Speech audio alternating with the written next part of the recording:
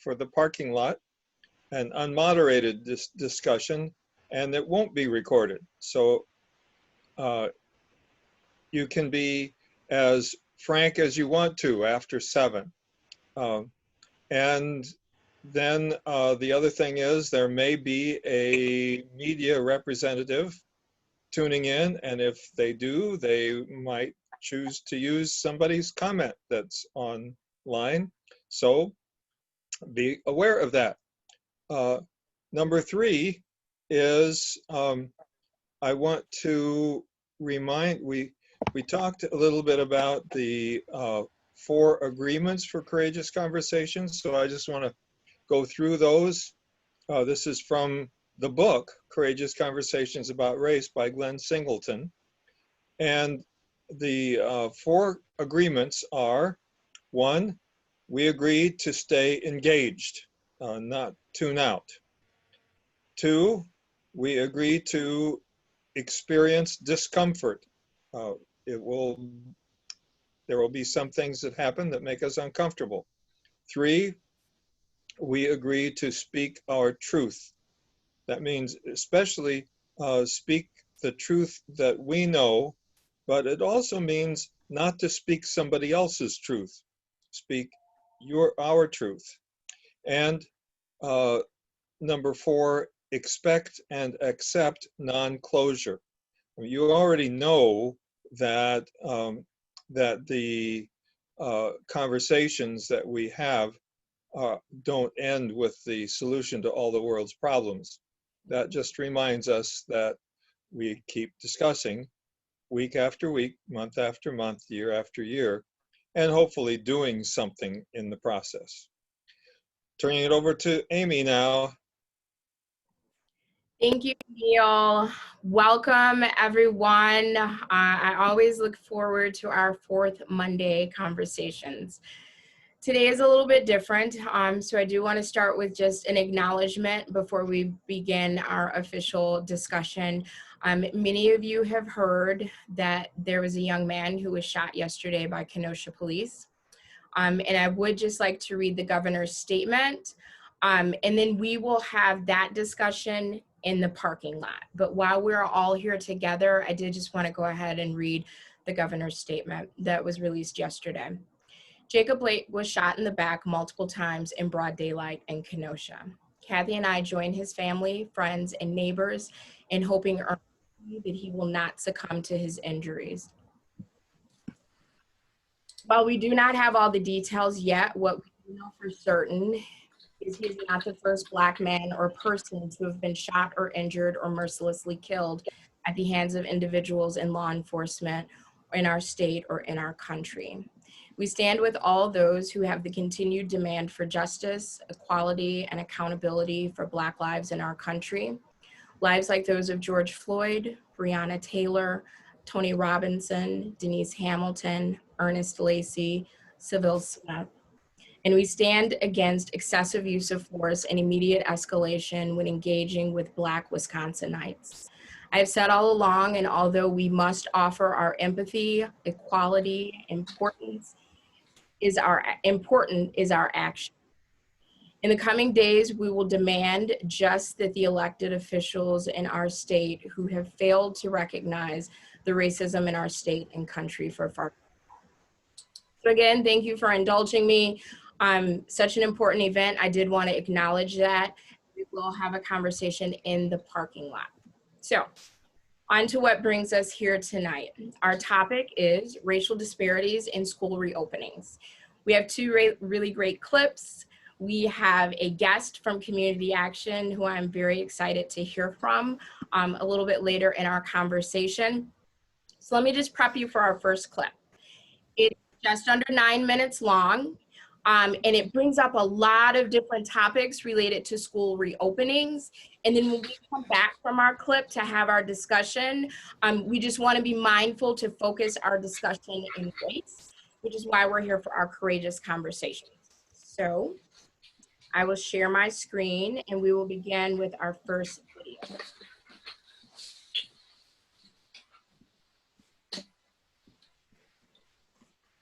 Distance learning, or learning from home, has been a difficult experiment for many and underscores gaps in access, income, and race. School districts are now trying to figure out the fall. William Brangham looks at that right after we hear from some viewers about their own experiences. My name is Josie Kincaid. I'm a second grade teacher in Baltimore, Maryland. Most of my students are primarily Spanish speaking as their first language. Online learning in one sentence, or one half a sentence, it would just be organized chaos. And sometimes not even organized, just chaos. I live in the state of California. I have 2 children. Because we didn't have internet at home or Wi-Fi, we had to look for a provider, and we only have, there's only one provider who services our area. And well, that narrows it to that one provider. So whatever they're charging is we're gonna have to pay. My name is Julia Garcia. I am the mother of a 12-year-old girl. I live in California, and she just finished 6th grade of distance learning. It is exclusively self-guided, and I do believe that built into that system is an assumption that there is a parent at home that is sufficiently familiar with technology, that is sufficiently comfortable with some teaching methods in general, and that has time and availability to engage with the student on some level. So the teachers have done a terrific job. My kids have a lot of AP classes and or orchestra classes, you know, things that you would think would be difficult with distance learning. But the teachers did a great job with the AP classes, the orchestra classes, maintaining the workload for the students, communicating with the students. My name is Judy Hayes. I live in Florida. I have my husband, and then we have 2 sons who are 12 and 9. Our 9-year-old has Down syndrome. We've found that in terms of distance learning, even though our principal and the paraprofessional and the teachers have undertaken what I would consider to be Herculean efforts to try to get him the help that he needs, it really just isn't working because he doesn't have as much assistance as he needs to get him to attend to his task and to just to be as successful as he needs to be. My name is Megan Reed, and I am a 6th grade math teacher. I have 2 daughters. My youngest is in 2nd grade, and my oldest is in 5th grade. Honestly, I can use the word terrified about distance learning in the fall. I feel like no one knows. It's new territory. We don't know what we're going through, and everyone is so up in the air and about it and how it should work and what it should look like. I live in Rhode Island. I have 4 kids. The youngest is 7. The oldest is 14. 2 of them have autism spectrum. Distance learning in the fall. If my 7-year-old has distance learning in the fall, I can't. He can't. I can't. No.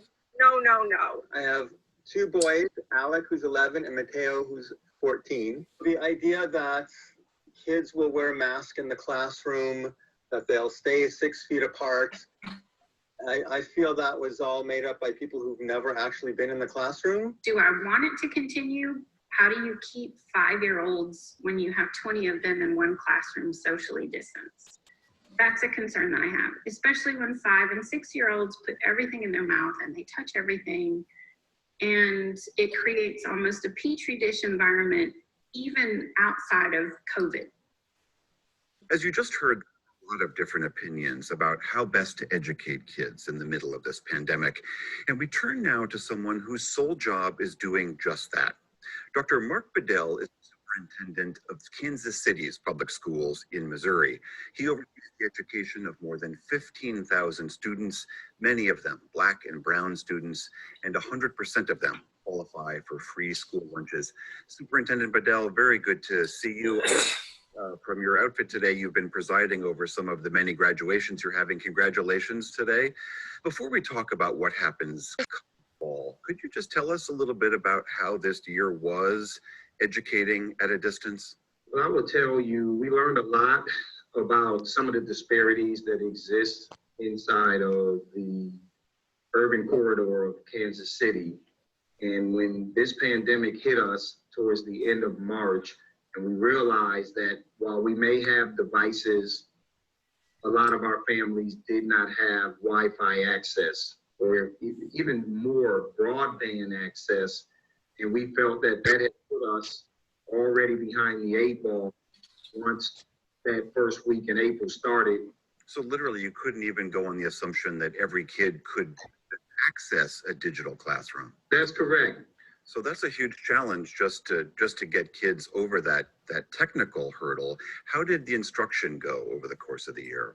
So I will tell you that our district worked hard to create a digital platform that included professional development for our teachers. But I think that's something that we ran into where a number of our teachers had opportunities to do the digital professional development.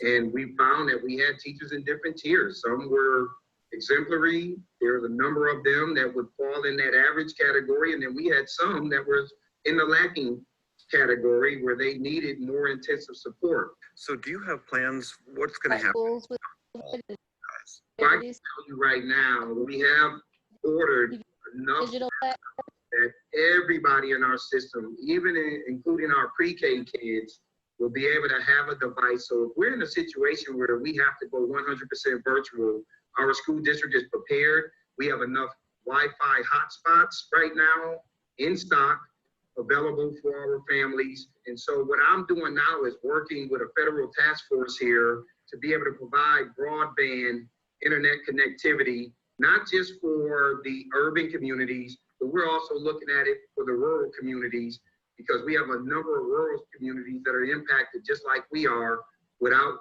having the connectivity. I mean, obviously there's so many costs associated with teaching in a pandemic. Do you have the budget you need to educate the kids the way you think they should be educated? What I will tell you is, because we have been excellent stewards of our budget, we do have a very healthy fund balance here in the Kansas City Public School District. Our board is in the process of getting ready to approve the budget for tomorrow. But when I don't have all of the information that I need right now, we're still waiting on some guidance from our State Department of Education. We're still waiting on guidance from our health department. We are still waiting on guidance from the CDC. And what we told our board is we would love to be able to come back probably sometime in mid-July, now that we're starting to collect survey data from our families, to say, here's the things that we've learned, here's what we believe we will need in order to get through the school year if scenario A happens, scenario B, or scenario C. All right, Superintendent Mark Bedell of the Kansas City Public Schools. Congratulations on graduation. I hope you have a good summer and good luck in the fall. Thank you, and I appreciate you having us participate in this hearing. Okay, so that was a lot of information. So what I'm going to do is I will list some of the subtopics that were highlighted there, and keeping them centered in race, our students of color. I would love to have a discussion. So one of the first topics that they introduced was not having an internet provider. And I know that that is an issue that some of our students are running into. And feel free to give specific information about the school district that you live in. I know with the school district of Beloit that we have been fortunate enough to provide a device to all of our students, but a device without internet access is not everything you need. So let's have a conversation about internet access. And then another thing that I wanted to point out before we move on to our next topic is the mom who said that there is an assumption that's being made oftentimes with distance learning, that there is an adult, a parent or a guardian who is who's familiar with technology and able to kind of guide the student through, that is familiar with teaching methods and resources, that has time or availability to provide assistance, and that most of the lessons were self-guided. So if we could begin our discussion there, that would be great.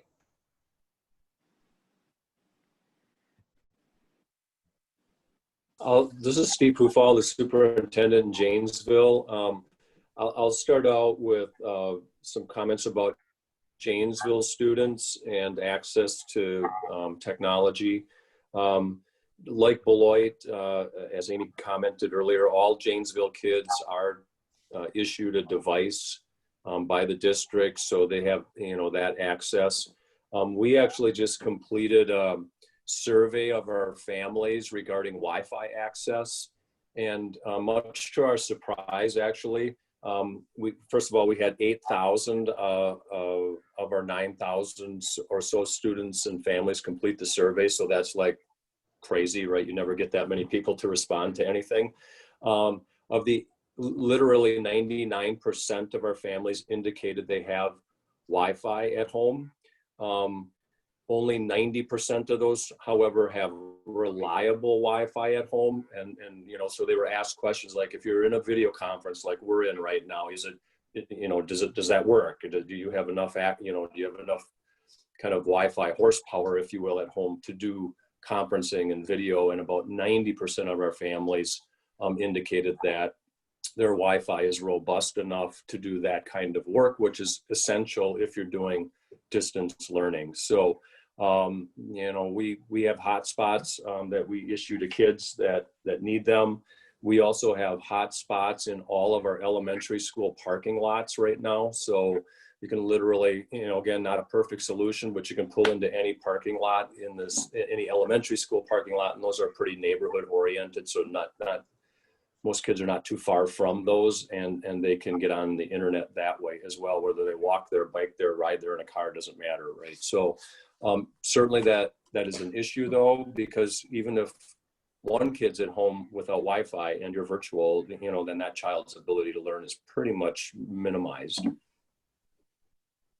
Thank you so much for sharing that. And one point that I would bring up, because of the complexities of race and that intersectionality, is we also have the mobile hotspots in Beloit outside of a lot of our school buildings. I made the point to ask, like, has law enforcement been notified that people are not loitering, that we expect that some people will come to our school buildings and spend a significant amount of time there to have internet access. But being responsible and going through those checklists, so you're making this space available, but then people are not harassed or questioned while they're looking to use it. What are other concerns or thoughts that we're having about some of these issues that we're facing with school reopening?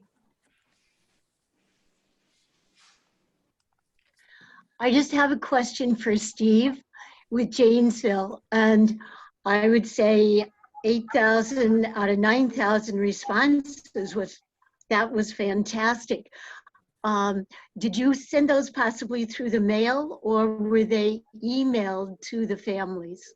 It's part of the registration process, Jeannie. So the reason we haven't heard from the other 1,000 yet is because we still have about 900 or so kids who haven't registered yet. And so the link to the survey is connected to the registration process. So at the end of the day, we're going to hear from everybody, because it's part of the process that they have to go through to complete registration, because we really felt like we needed to really be dialed in on what Wi-Fi access looks like for our kids. Good. Thank you, Steve.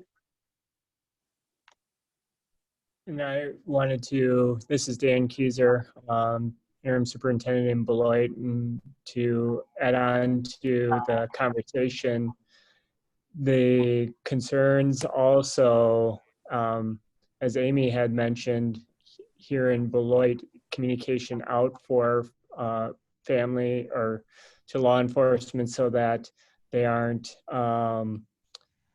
looking at large groups of individuals coming to our schools for accessing Wi-Fi. It's also touching upon the point of there's an assumption of a caring adult that is helping support. It's also reaching out to our communities and having spaces for students to go to, because it's not always going to be a sunny and 90-degree day outside, right? It's going to get cold, it's going to rain. So we need to also engage our community in a call to action to help create spaces for students to go to when it's raining outside, and also where they can get some extra help. So I was very fortunate to be in a conversation with local groups like the YMCA, Boys and Girls Club, Community Action, and the Beloit Public Library, all of which are saying, how can we partner with the school district to open up our spaces and create those places where students can go to and not only access reliable internet, but also create a space where caring adults can come together to help support.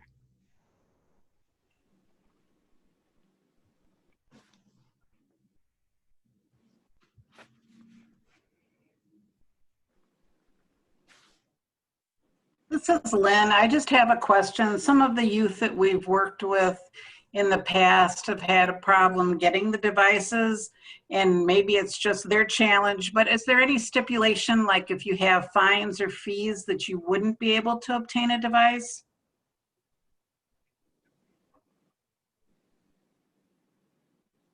Sorry, my unmute button was not responding to me.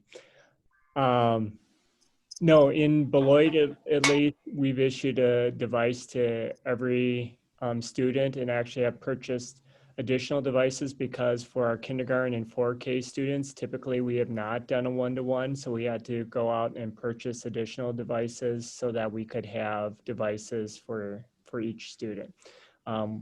That would be a barrier to learning, so absolutely we took that away. This is Sue Hess, and I get, and I don't know if this is the right point in the conversation to ask this question, but I guess in my mind, one of the biggest concerns are the families that have young children and both parents work. How do they do this? They can't leave the kids home alone. What are their options?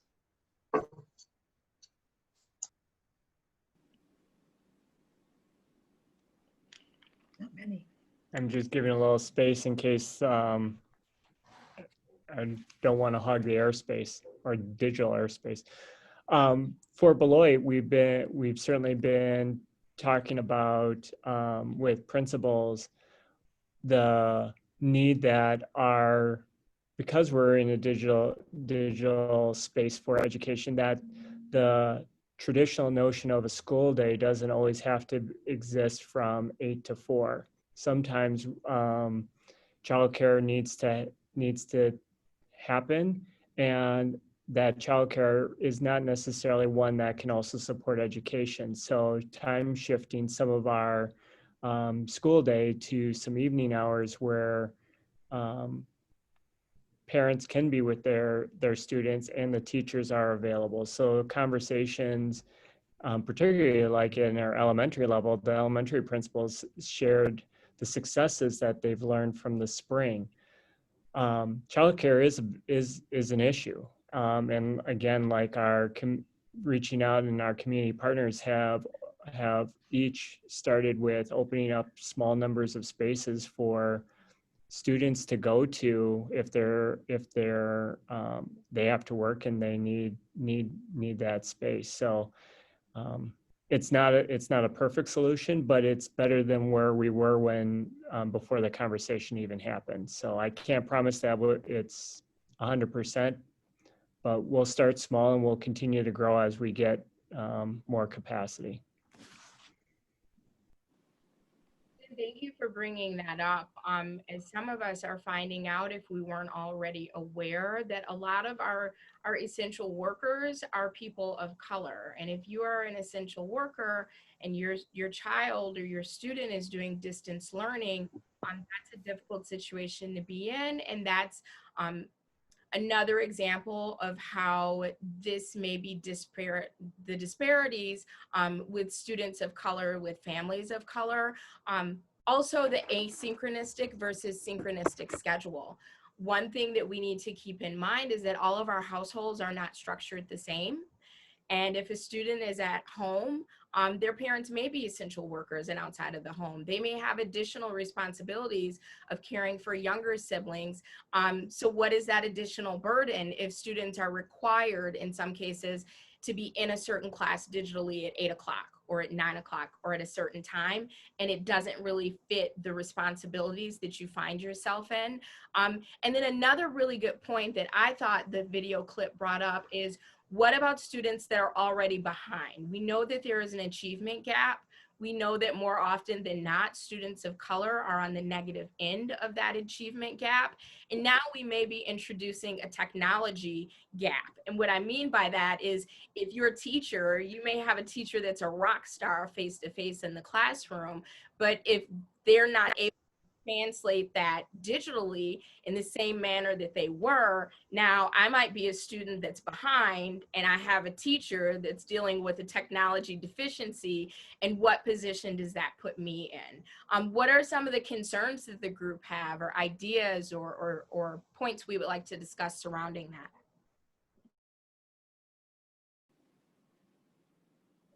Oh, forgive me, I'm late to the party.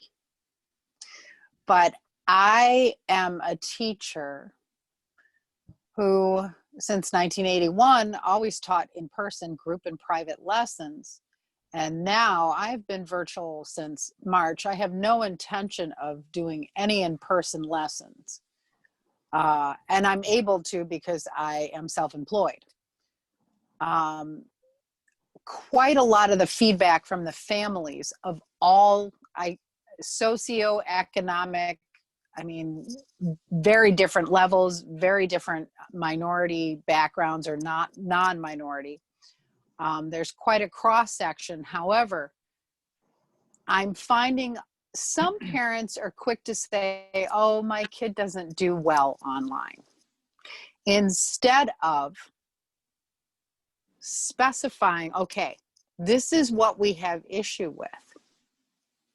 And what I'm finding, ironically, is the majority of my students, adults and kids, are doing very well virtually. There's very little distraction. In person, there's a lot of distraction. Virtually, we can zero in on what's going on. And there's a lot of different ways. And I'm very low tech, I might add, because you had just mentioned that. I'm older. I am kind of tech savvy because my older son is 29 and he's very tech savvy. So anything I'm lacking, I can ask him. He can give me an answer. But I do everything just on my phone. So I'm very low tech. I strongly believe that everyone can succeed in this way. What I'm seeing is a lot of families are using it as an excuse. So-and-so isn't doing well online. They need to be more specific. What is it? Instead of just saying, oh, they're not doing well online. I teach a lot of students, younger students, just one-on-one. There's no parent in the room. It can work, but you gotta make it work. You can't just say, oh, it's not working. It's different, and you have to get used to it, and you have to adjust. And for every student, some students are more virtual, more visual. Some students, they need a book. Some, they still need a book. That's okay. We make those adjustments, and I've never seen so much progress in any year that I've been teaching. Ironically, I was very pessimistic about the whole thing. However, I didn't feel comfortable because my husband's an essential worker. My son just went back to work recently. So I don't feel comfortable having people in and out and exposing them or being exposed. But I really strongly feel that virtual can work, but we have to get rid of that, oh, my child doesn't learn well online. There has to be some give. And the childcare, yes, that's an issue. However, some of my kids that are 5 years old, that are 4 years old, that are 6 years old, they may have a babysitter, but they're left alone for that lesson and we make it work. So I do have a lot of positive experience this year. Ironically, didn't think it would go as well as it did, but The ones that have been negative, they don't really have a reason that they don't like virtual. That's just their catchphrase. So I think they're tired, they're fatigued because we've had so much of a burden to bear this year. But I think we need to make it work. We need to make it work for everybody. I appreciate that feedback and that perspective. And what it immediately made me think of, not all of our parents are comfortable advocating. And it doesn't mean that they don't fiercely love their children and want to support them. And I know with my personal experience with working with students and with families, some of our families did not have a good school experience themselves.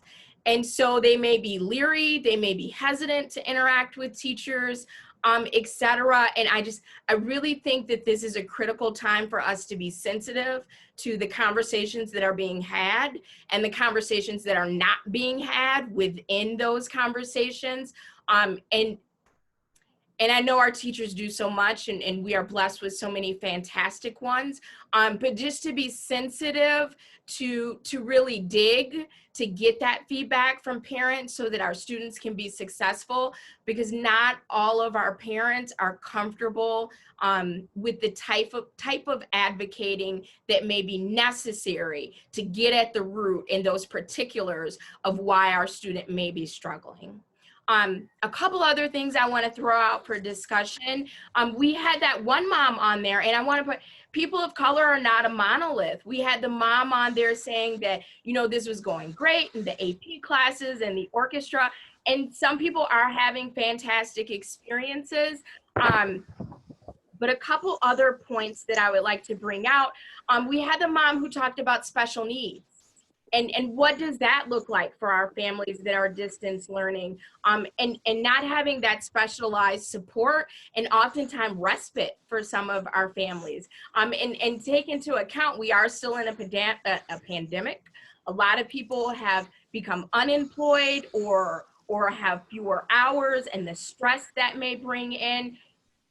We are all collectively going through a lot, and a lot of this is so new. What other things stood out to you from the clip that we could discuss together?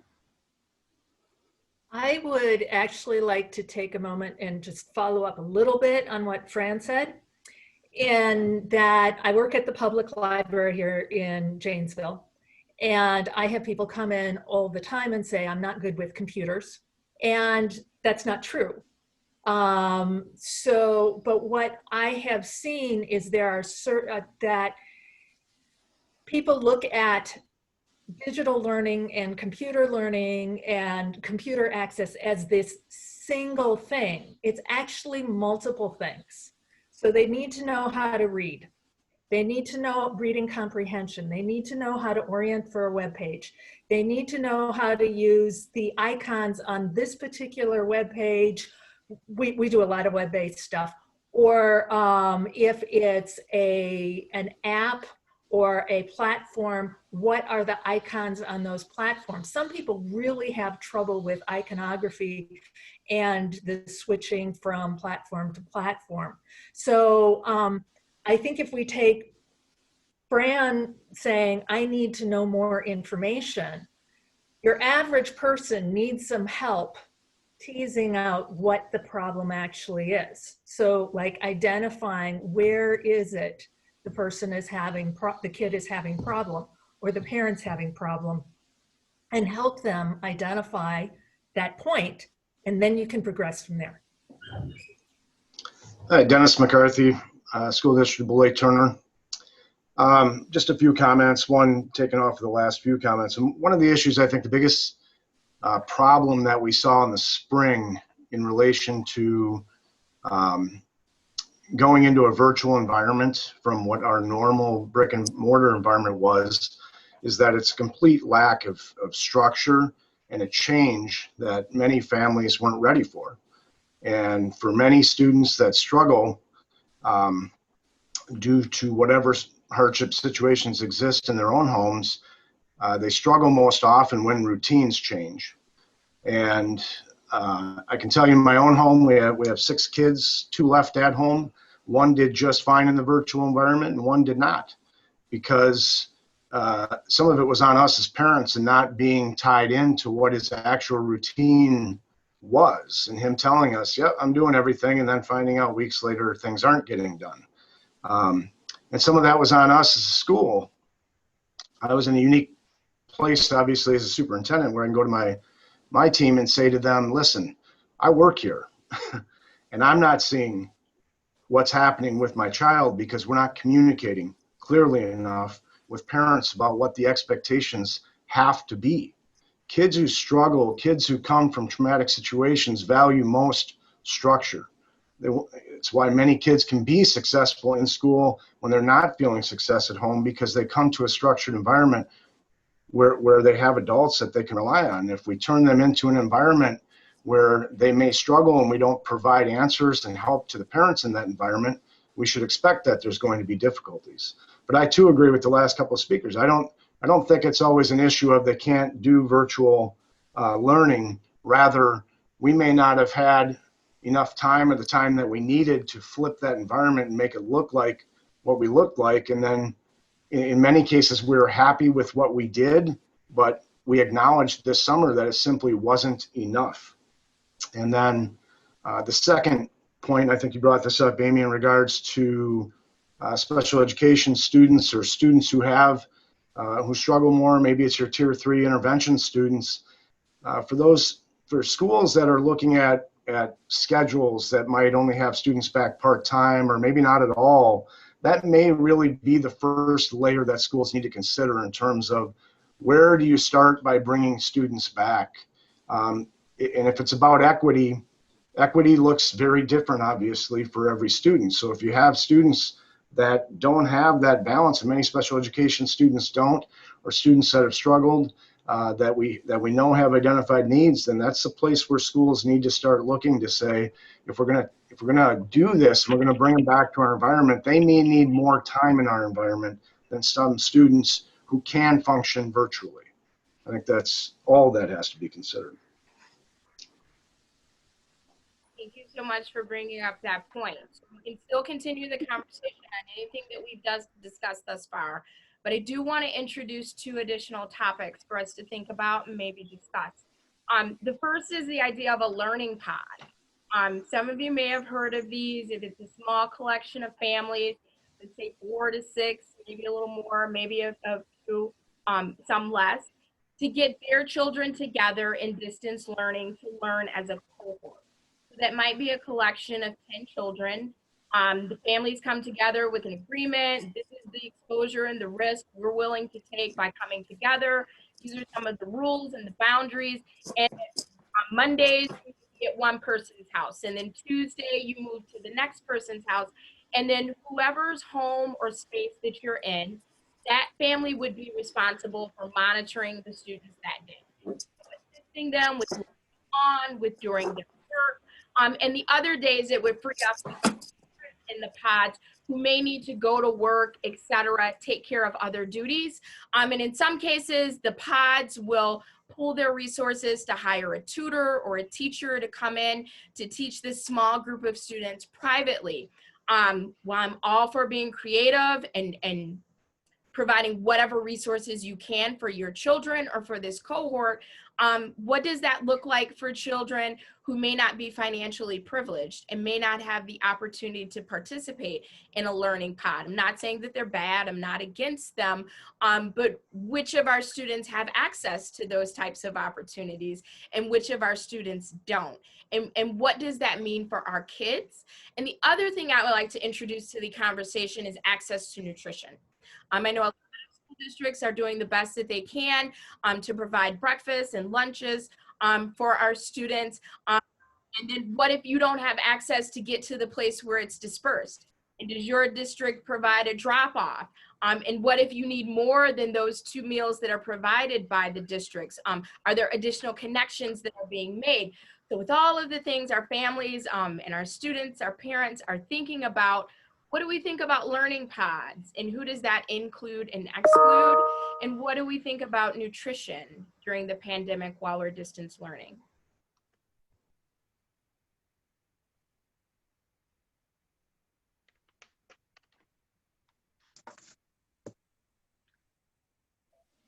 Nutrition is a tough one.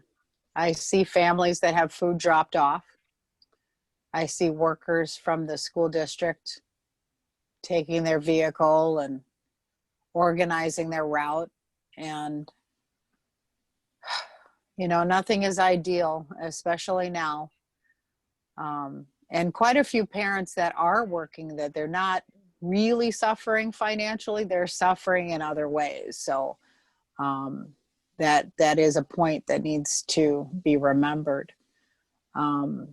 But nutrition's difficult because if you have any food issues, you can't. If you don't have food, you can't have any food issues.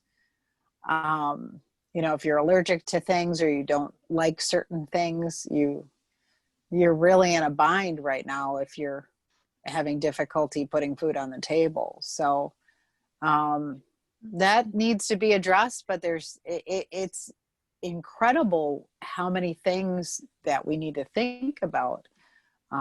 But what keeps coming to mind for me, I used to tutor students in the public school district here.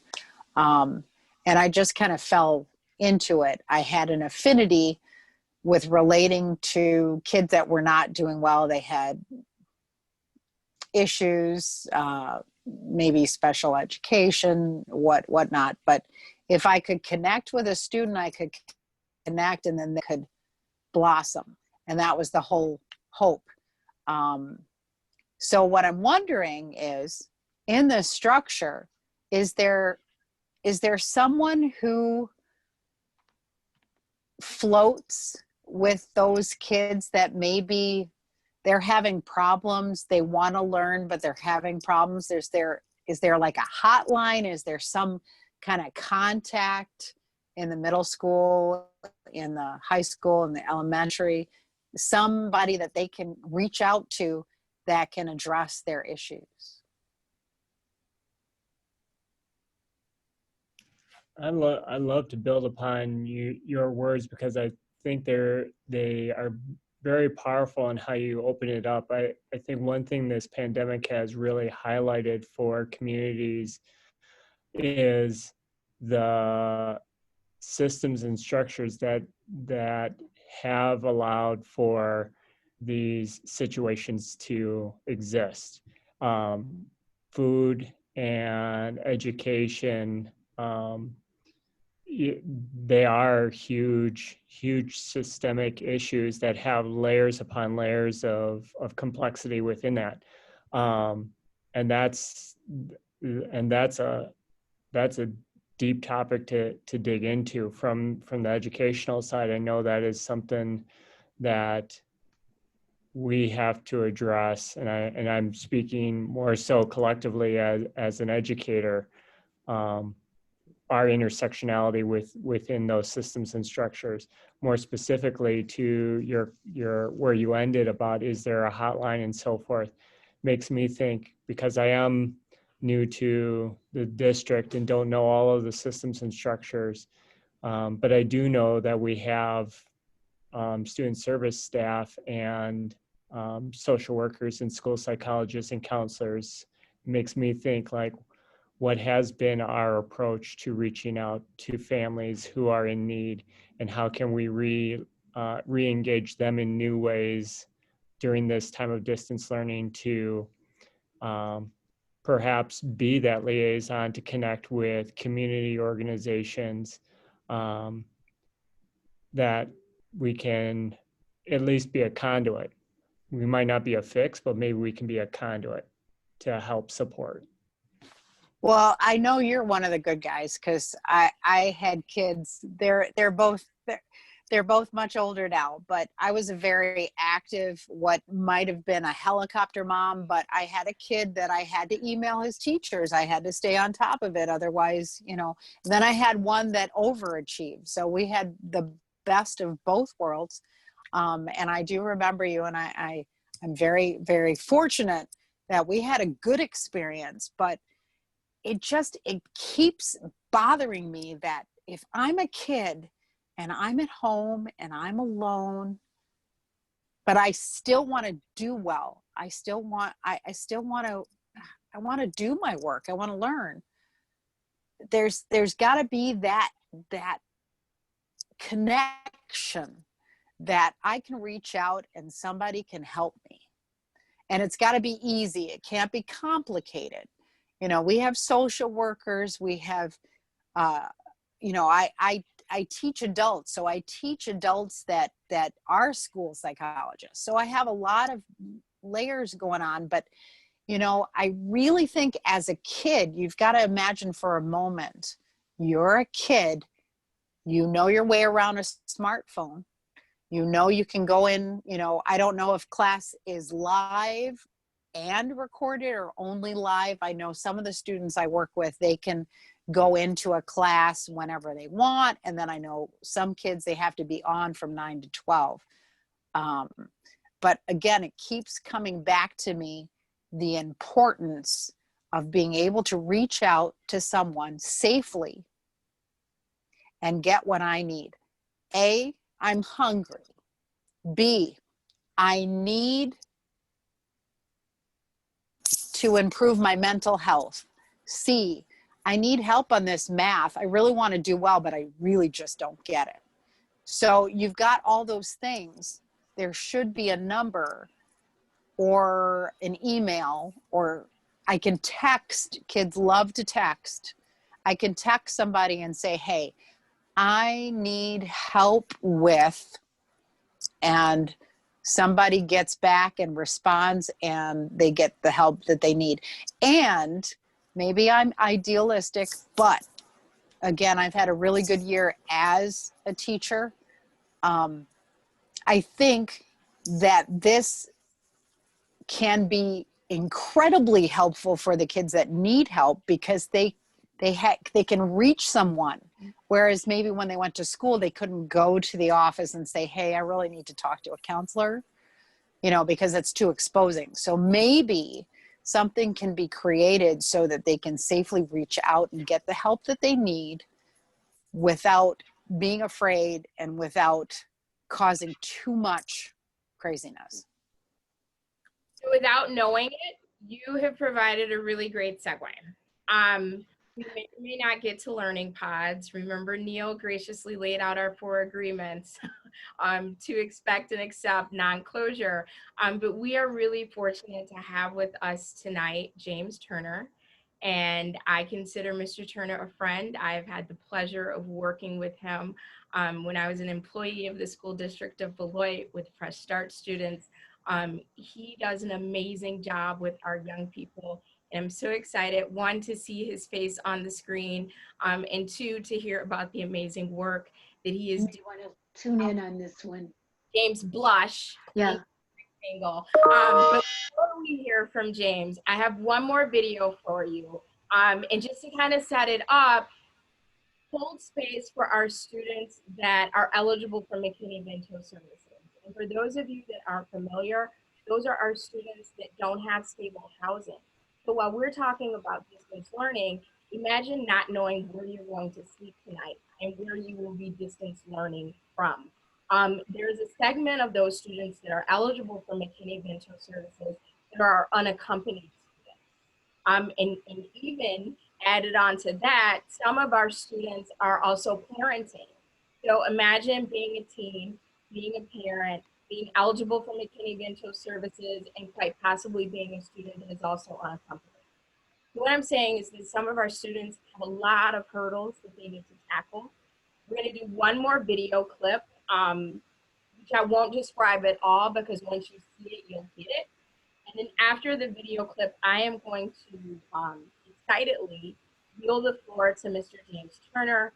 He's going to speak to us about some of the great work that he and his colleagues are doing at Community Action, and then we'll pick up our discussion from there.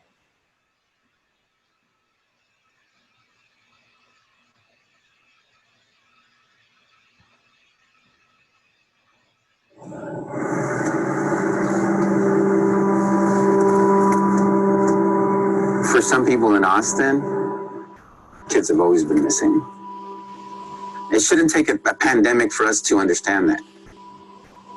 There was a couple of students at Dobie Middle School that we just can't get a hold of. We had tried everything, phone calls, emails, to the point where it was like, what do we do now?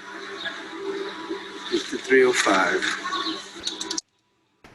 I'm out there trying to look for students, you know, that's what I told myself. I'm gonna try to find every student on this list. So we have a "we miss you" letter. You have homeless families. Some of the kids, they don't have computers or internet. You have some kids that just got here. They're barely learning English. And now we're putting a computer and internet in front of them. Let's try the other apartment. Rumburg at 35 is little New York. I mean, there's so many different cultures here. Guatemala, El Salvador, Mexico. We have 15 different languages at Adobe. That's literally the community I grew up in. Si no lo tenemos aquí, pues a ver dónde lo podemos conseguir, okay? I remember just struggling so much when I was a kid. We were homeless for a while. Bueno, mucho gusto, eh? Que tenga un buen día. Igualmente, no. There was a person in my life that did exactly what I did, and they helped my family out. That always kind of stuck with me, that one day I'm going to be able to help somebody too.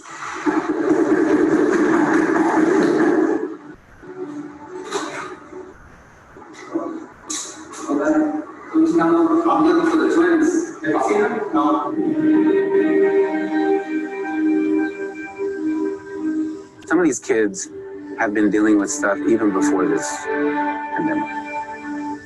The kids are definitely not missing, just that the situations are just so different for a community like Rumburg compared to a community like, I don't know, West Austin or something. Para mí ha sido un poco complicado y desconcertante. Mi hija me dice a mí, mami, yo quiero trabajar, yo te quiero apoyar. Pero yo le comento a ella que todo tiene su tiempo y que ella tiene que tener una meta a corto tiempo, que es el idioma. Y eso a ella le va a beneficiar. Trato de motivarlos, aunque yo no sé tampoco el idioma, porque nosotros somos padres de familia, no somos profesores. A veces me da desesperación porque no puedes ayudar a tus hijos. Hopefully this pandemic and all this COVID stuff teaches us that we may live in a great city. It's a beautiful city, but the inequities are still here. And there's some neighborhoods that still need our help. And there's some families that are still missing, as they say. And there's some students that we should have found years ago.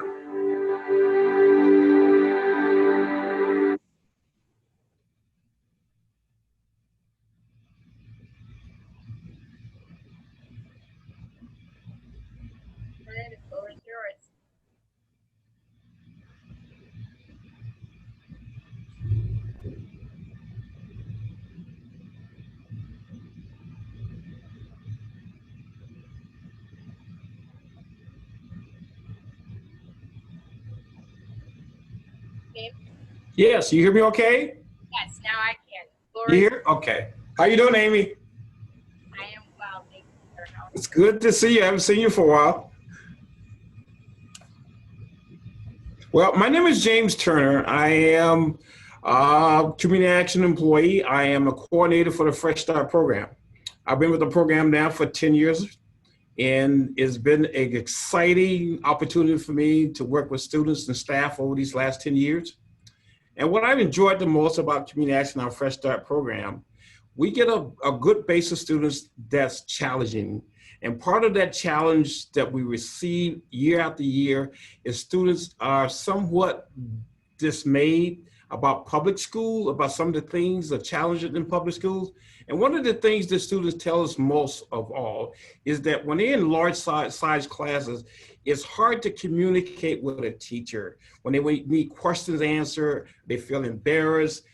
The classroom is too large, so they kind of be a little reserved, and so they feel they're not part of the school system, or part of a class system.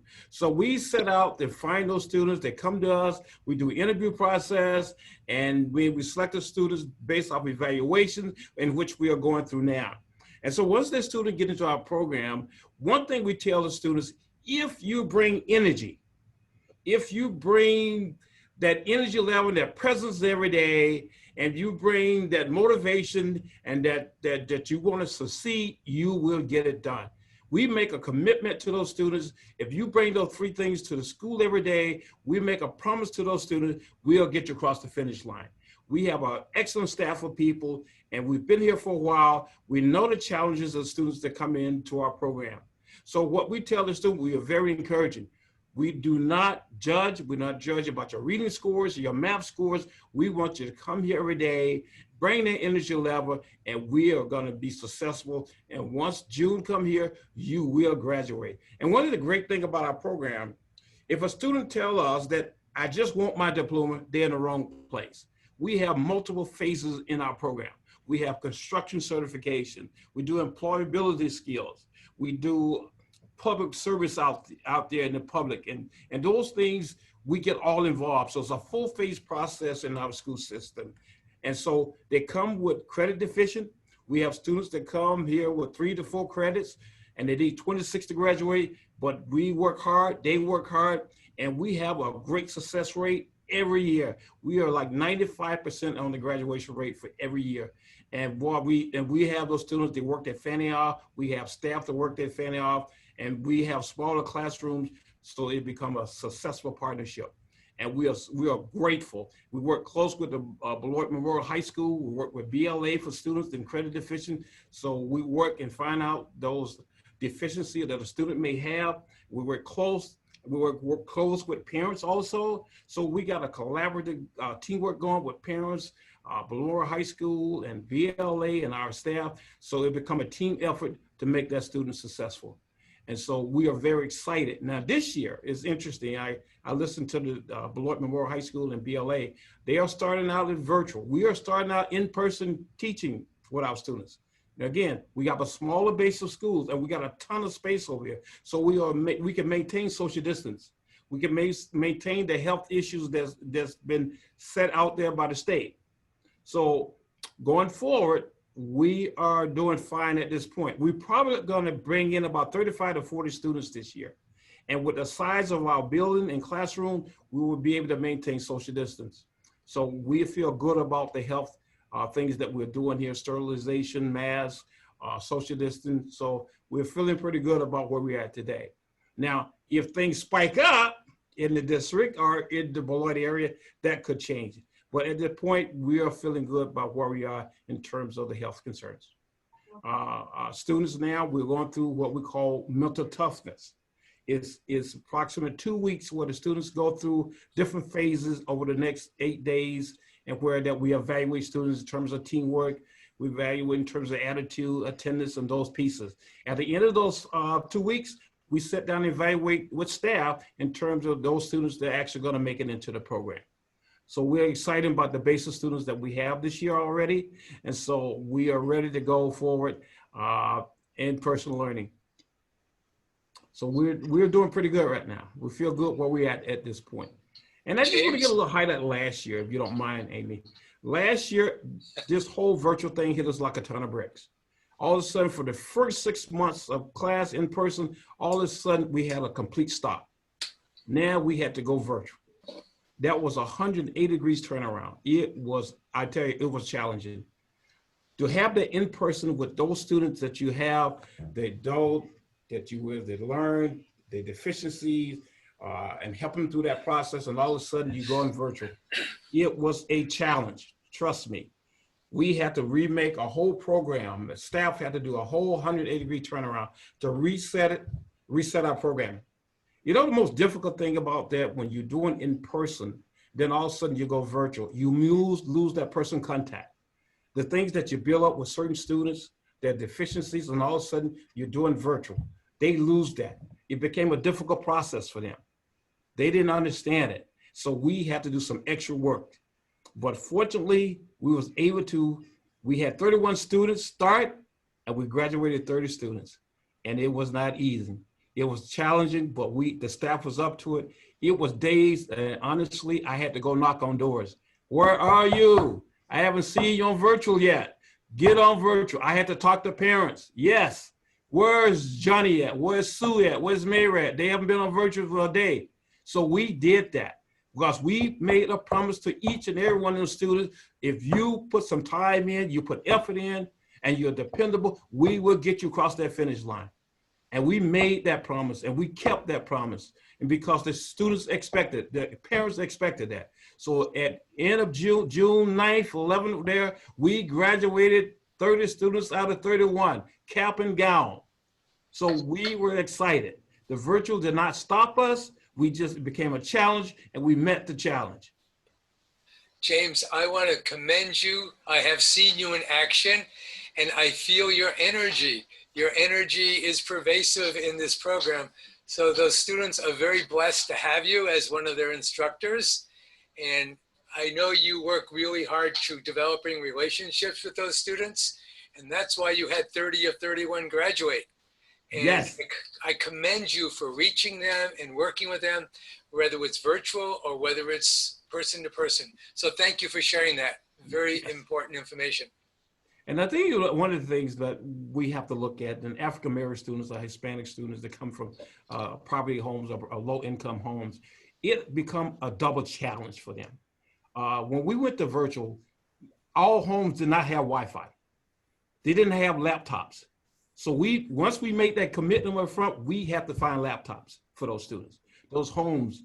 And we found them. We went through the WIO system. We had some laptops here. We delivered those laptops to their homes to make sure that that commitment that we kept with the student in the beginning of the year, we were going to keep that commitment. We were not going to let somebody not having a laptop fail. We delivered those laptops to those students. And the parents were excited, and the student was excited, and we got the job done with staff and parents and the students committed to get it done. So, and also you got to remember that once turning to school, once we start to bring students into our program, we do tape testing. When we find out through tape testing, on an average, our student base reads 3rd and 5th grade levels, math 3rd and 5th grade level. That is challenging. And when you have that in person for the first part of the year, helping that student along, guiding them, encouraging them, and all of a sudden you go to virtual, it became a very daunting challenge. But like I said, we met the challenge, and we were happy that those students graduated, parents was happy, and everybody became happy. It was about energy, it's about encouragement, and that's what we brought to the table, and that's why the success rate in this program is where it's at today. So we are very thankful. We applaud you. Yes. Good. If I may, as a grandpa, and since we have such an expert panel, maybe you guys could put my mind at ease on a couple of things. And one is, are all students going to be tested before entering school, once a month, once every other month? The other question or concern that I have is social distancing. You all seen it on the national news, first day of school, and they're all packed in there like sardines in the hallways. I can't imagine me being a 10-year-old and not goofing around and playing in the halls and at lunch hour and things and stuff like that. What did pique my interest was Dennis said something earlier, and something to the effect of what's expected of an adult.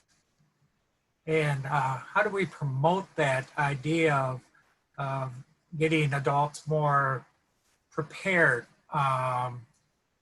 Like for me, I just got used to 8-track tapes. So to be dabbling around in this computer world is a little awkward for me. And I would love to see some suggestions on how to become more involved in my grandchildren as far as school starts. What's expected of me? I'll leave that out there. I think the most important thing we can do for the parents is give them explicit directions about what success looks like, and not just expect that they know what success is, because this world is different. And as a district, we've been very, very committed to communicating with our families at least once a week all summer long, giving them something that was helpful information to them to make them feel like they're a partner in the process all the way through. So there weren't any surprises as we're going through. And what we're hearing from our families is that that's what they appreciate the most. They may not be happy with every decision that's made. They may feel fear. They may feel a lot of things, but when we're communicating with them and it's allowing them to communicate back, then they feel supported and heard, and then they feel like they can have success in that environment. And I think that's what I've probably learned the most is I probably under-communicated quite a bit in the past when we went with bigger initiatives and we went with things that I just felt like we did a ton of research on and we just expected everyone would catch on to it. Well, this was even bigger. There wasn't a ton of research to flip schools in a week. And to not communicate enough with parents, that's been our big commitment going out. Sometimes we hear back, we feel like it's too much information. You're bombarding us right now. And you can apologize for that, but I don't think you have to apologize in that sense of giving too much information. But I think families are more prepared coming into it now because they're hearing this is what it's going to look like, this is what it's going to take, this is what we're going to provide. If you do these things and you take these steps, this is what a child's schedule will look like. If they're on synchronously, this is what you should expect is going to happen. As a parent, here's your child's password. Here's their sign-on. There are no tricks to this. You can see what their stuff is. That's something we took for granted.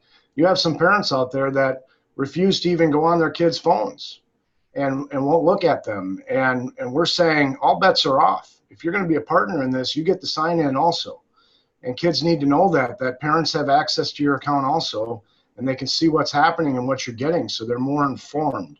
And for some parents, that just means it's a spot check. Okay, I saw this, I was in the classroom, and it says you had this, show me this. And then it builds a level of trust with the kids because, believe it or not, speak again in my home, we got duped and the work was being done. And it wasn't being done to the level that we expected it to be, so it took a week to catch up for 3 weeks of things that hadn't been done with the youngest, but we should have known better in our case. So, but it's things like that that I think parents will feel more successful with if they see communication and they understand what it looks like. And to connect to what Dennis was saying, it's also simplifying the process for both students and parents.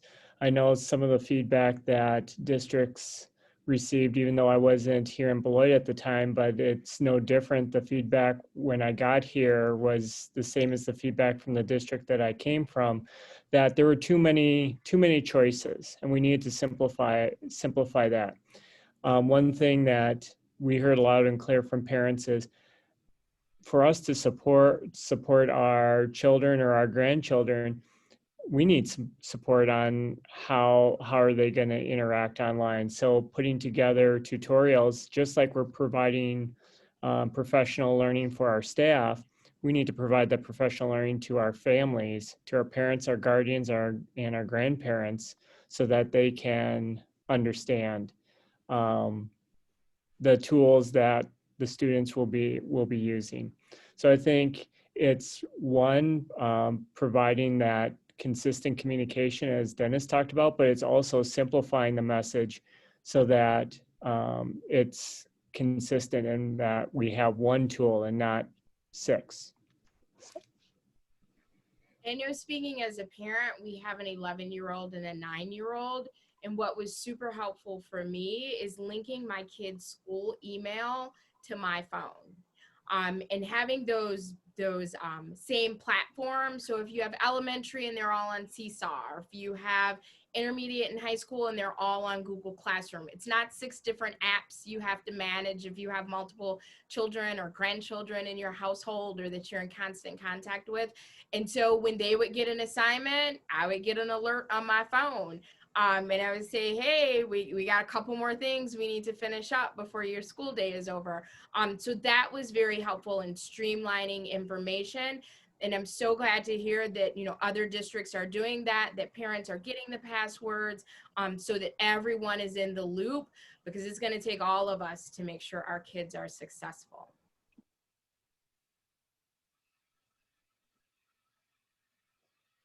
Amy, I'd like to bring up one thing that I forgot.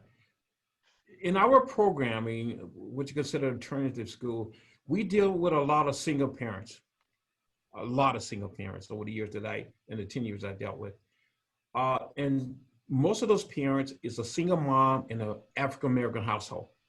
It's a very difficult proposition when there's more siblings in the household and a mother trying to keep ends meeting and the income is level, the food is short.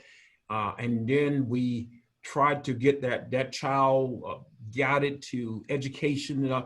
That mother or that single parent, it become a challenge for them.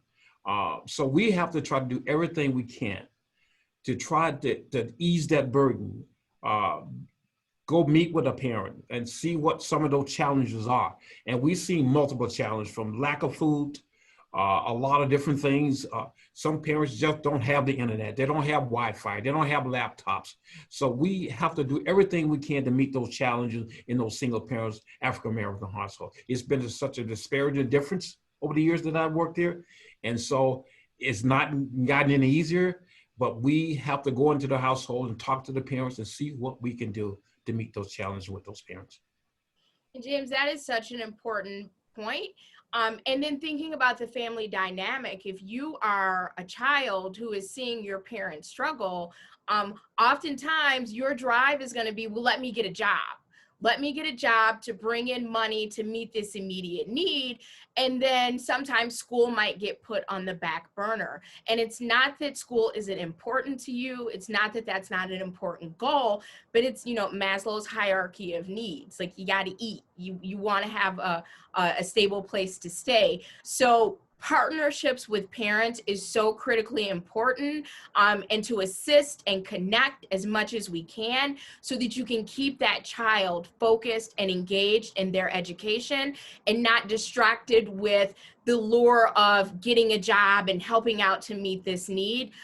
It's a constant challenge, and that's why those relationships are so important, and to keep everyone focused on, we got to get to graduation, because graduation is going to open up so many more opportunities, so we're not in this cycle, so that we can have choices. We can have more choices. We can have the freedom to make different decisions. So that's why the work that has been done at Community Action and programs like yours is so critically important to our families, especially in these challenging times, especially for our families of colors that are disproportionately impacted.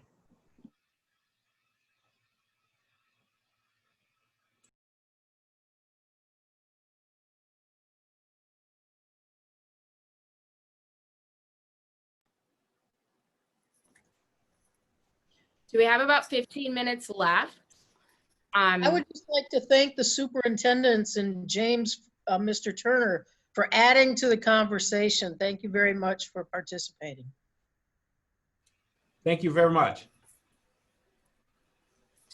Hi, my name is Missy, and I've been a volunteer of the school district since my kids were 5 years old. And they've been gone for 5 years, and I've still volunteered in the district, and and I'm a single mom. I raised my kids completely alone, and I knew the importance of the involvement. I guess what I'm asking any of you is, what can I still do now? I feel the need to stay engaged. The teachers had called me this past year at Racine, and what I would do is I would take kids out of class that they weren't missing assignments in to finish their assignments in other classes. What are they going to do now? Thank you for your continued involvement in schools. And I would say most immediately, knowing that we're going to be starting off in distance is, with some of our community partners, if they are looking for support and volunteer opportunities for our communities, because again, the care and support that the Beloit community has shown in just the 2 months that I've been here. It's been outstanding and overwhelming. Is not giving it enough enormity to what I feel. And so yes, I would say with distance learning, the more support that our community partners can have, then they are able to support the students in Beloit to a greater capacity. And then when we're able to safely bring students back into our schools, we're going to still need the volunteers like yourself to come and help support back in the schools. Thank you. Yes, thank you.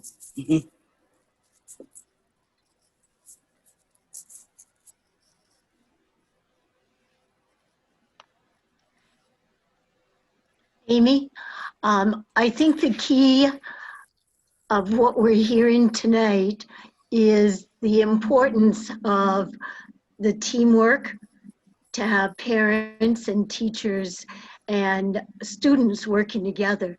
I'm really excited to hear the work that James is doing, and I think there's so much of a challenge right now for our teachers, but it's extremely valuable for the parents to know that the teachers are there for them.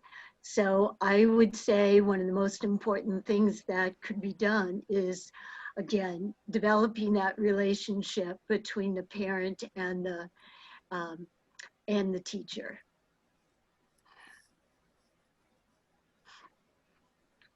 So we need to figure out ways that perhaps volunteers who are not directly teaching, but just a caring person in the community that would be willing to make maybe phone calls and just encourage the parents, or to see what their concerns are at the time.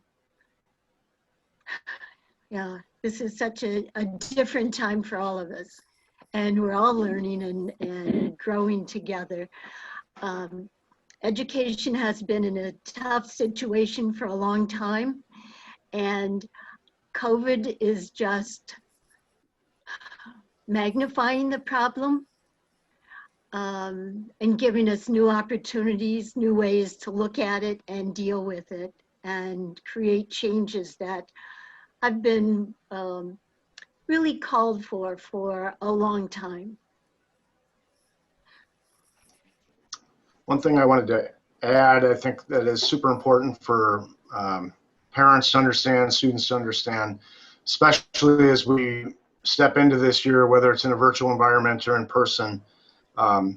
Those first couple days have to, and throughout the year, but especially these first couple days, parents need to know that as educators, we're going to focus heavily on relationships to start with, because education is about building trust. And if you can't build trust, whether you're in a virtual environment or whether you're in a classroom environment, and you don't take the time to build trust, then you're less likely to reach students that aren't going to function in that environment without an adult that they feel cares about them. They don't know that the adult cares about them unless you're purposeful in building the relationship. So we have to be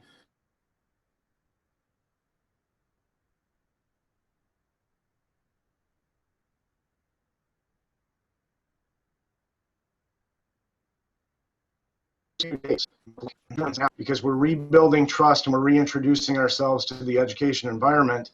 And then when that trust is established, kids and parents will go much further in the relationship process in the classroom, and you'll see more success. So that's one thing I would just throw out there.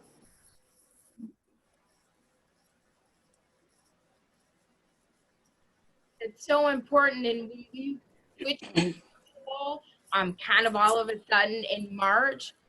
Teachers and staff and parents had the luxury of already having that relationship established. But just be mindful, for a lot of our teachers, they're starting off with a brand new class, and if it's distance learning, trying to develop those relationships, online and deal with the material. So as a parent, as an educator, one thing that I would just offer everyone to consider is to keep high expectations for everyone, for our kids, our teachers, our administrators, our board members, our everyone, but also extend grace. And when you see someone is really working hard or really doing a great job, to do that extra thing to connect with the student or to describe it or present information in a different way, say thank you. You know, it won't cost you anything, but I bet it would mean the world to them. So if that's a note, if that's an email, if that's a quick phone call, and it's those little things that may not seem huge, but in some cases, those are the things that keep you going.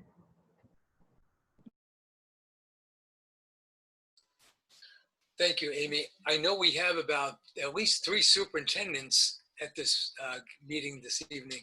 And I guess I just want to suggest that maybe they take Missy's suggestion, and there's adults out there who are willing to work with students and would be willing, I'm thinking, to work with them virtually and to tutor them. Where mom and dad can't maybe figure out some of the math or the science or whatever it may be, we have adults who are very willing to offer their time and volunteer their services. And maybe we could just figure out a way of connecting with the districts so those adults can be hooked up with the families that need that extra assistance for their students. What I found out as a volunteer and friends of teachers of mine was the kids weren't getting their work done. A big part of it at home, which concerned me with being home all the time. Distance learning, no matter what situation. And it actually made me more concerned about different circumstances of not getting their work done and still trying to find a way to still help virtually, whether it's the learning pod, anything. But I just keep my name, in mind. I'd be first on the list to help in any way to the parents.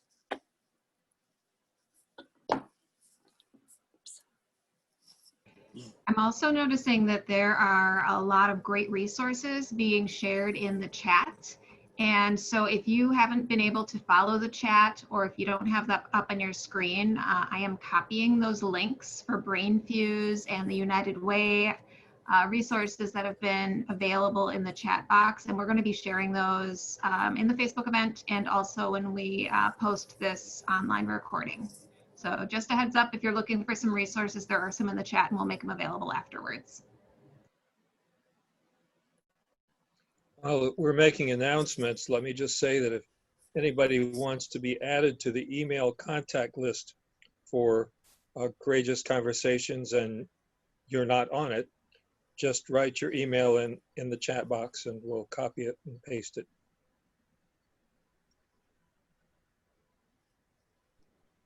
We always want to be respectful of your time, and as our discussion is winding down, we have about 5 minutes left.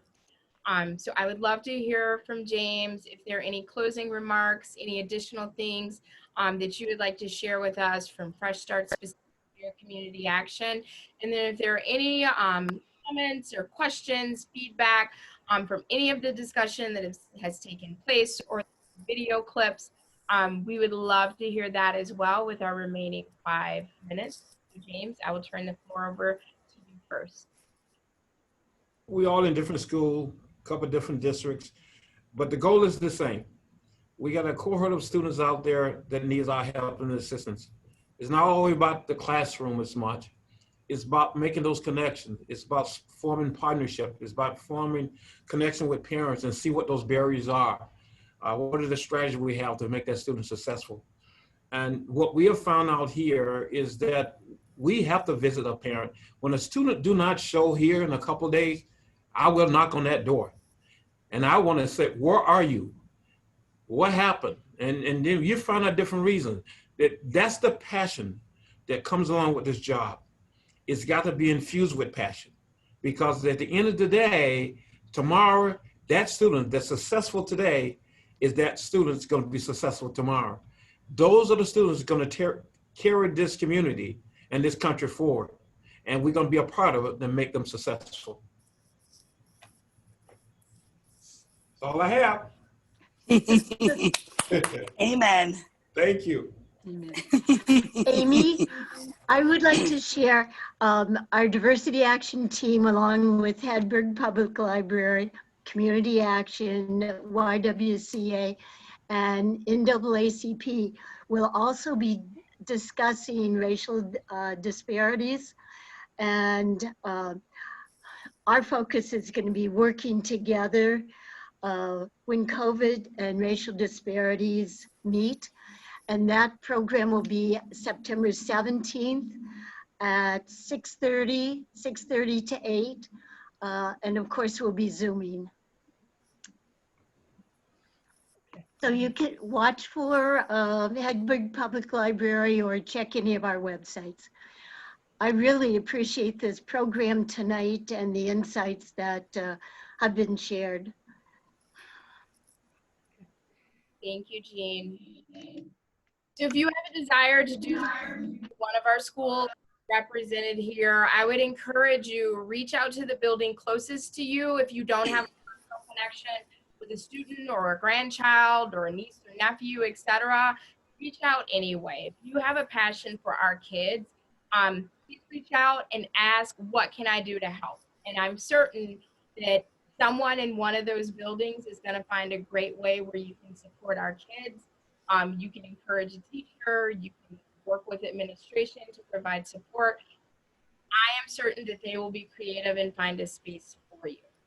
With our last few minutes, the floor is still open. If there are questions, if there are concerns, things that you want to make sure that we're thinking about as we move forward collectively with reopening our schools and what that means for our kids.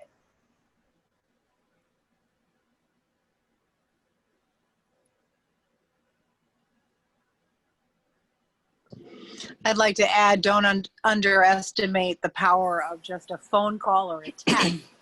I have found in teaching adults and kids that some prefer not to be on video, and that's okay. Some are very self-conscious, and so that has allowed them to feel comfortable and still learn. So don't always just look for a platform. Maybe just a simple email, phone call, or a text can help somebody out. I would just add too, we've talked, it's been really interesting learning about what's happening with the schools. I really appreciate hearing the positive energy coming from the superintendents. Mostly we're thinking about parents and teachers and students, but I think there's also all those staff in the background that we forget about. And I think I'm nervous about people coming into, actually going into the schools. And what about, you know, the staff? A lot of the people who are in the kitchens, who are doing the facilities, are people of color, and they have maybe health issues that I think the health outcomes are really a disparate thing that we didn't mention this particular talk as much as some others. And so I think just, I'm just praying a lot for people to be safe in all of the hidden as well as overt positions in our lives. So thank you so much, everybody. Holly, you got our final word. Thank you for bringing up such an important topic. So after I'm done with this comment, I'm actually going to turn off the recording. For those of you that need to leave, we completely understand. Thank you so much for spending an hour and a half with us. The parking lot is now officially open, and it's a place where we can continue this discussion.